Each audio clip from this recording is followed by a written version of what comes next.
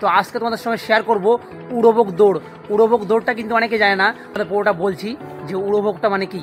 তো উড়োভোগটা হচ্ছে ভগবানের জন্য চড়ু রান্না করে এবং শোল শাল মাছটা পুড়িয়ে এবং ভাতটা রান্না করে এবং চড়ু রান্না করে একটা ডালার মধ্যে নিয়ে যে সন্ন্যাসীগুলো থাকে তারা সবাই নির্জল উপোস করে, তার মধ্যে একটা সন্ন্যাসী যে ভোগমুটুক হয় সেই ভোগমুটুকটা সে মাথায় নিয়ে দৌড়াবে। এই দৌড়টা কোথায় গিয়ে থামবে কেউ জানে না। এই দৌড়টা হচ্ছে 5 কিলোমিটার মধ্যে পড়তে পারে বা 10 কিলোমিটার মধ্যে পড়তে পারে। তো এই ভোগে অংশগ্রহণ করবে প্রচুর সংখ্যক লোক। চলো, উড়োভোগটা কিন্তু রাত 11:30টার সময় বের হবে। তো তোমরা সবাই দেখতে থাকো আর আমার সঙ্গে থাকো।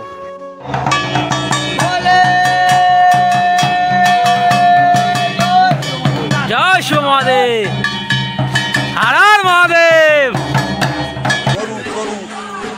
চড়ু রান্না হচ্ছে, চড়ু। আর এদিকে কি রান্না হবে? এদিকে ভোগ রান্না হবে, শোল, শাল শোল।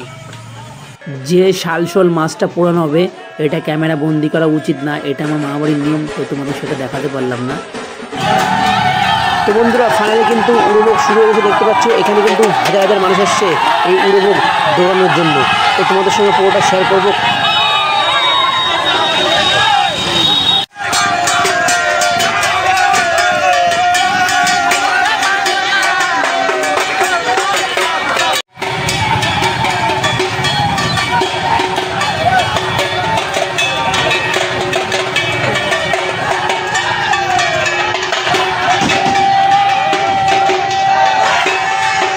তো বন্ধুরা, ফাইনালি কিন্তু পৌঁছে গেছি আমরা বনগাঁ ব্রিজে। তো দেখতে পারো এখানকার চরম লেভেলের ভিড় এবং দেখো সন্ন্যাসী এবং তার পিছনে দেখো কত হাজার হাজার মানুষ এই উড়োভোগ দৌড়াতে এসছে এবং দেখতে এসছে। দেখো বা ভিড়টা একবার দেখো, কত সংখ্যক লোক এখানে ভিড় করেছে।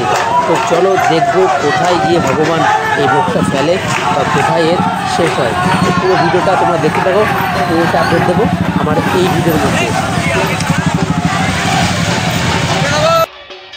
তো বন্ধুরা, ফাইনালি কিন্তু 1 থেকে 1.5 ঘন্টা দৌড়ানোর পর উড়োভোগটা পড়েছে বনগাঁ 7 ভাই কালীতলা মন্দিরের আগে, ঠিক শিব মন্দিরটায়। তো দেখো এই সেই শিব মন্দির, এখানে কিন্তু পড়েছে উড়োভোগ।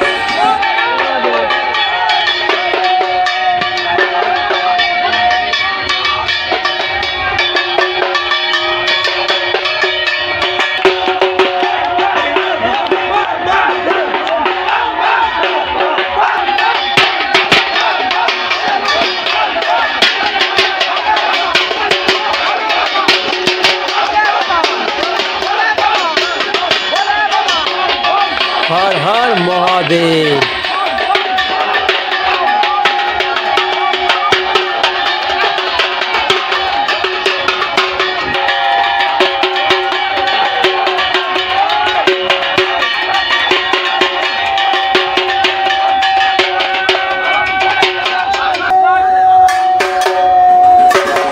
ফাইনালি কিন্তু মহাদেবের ভোগ পড়ে গেল এই শিব মন্দিরে বা শিবতলায়।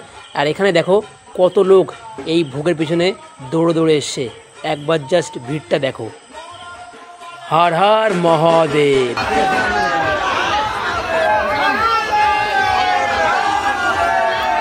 তো এবার কিন্তু সন্ন্যাসীরা আস্তে আস্তে দড়িগুলো খুলছে, মহাদেবকে ভোগ চড়াবে।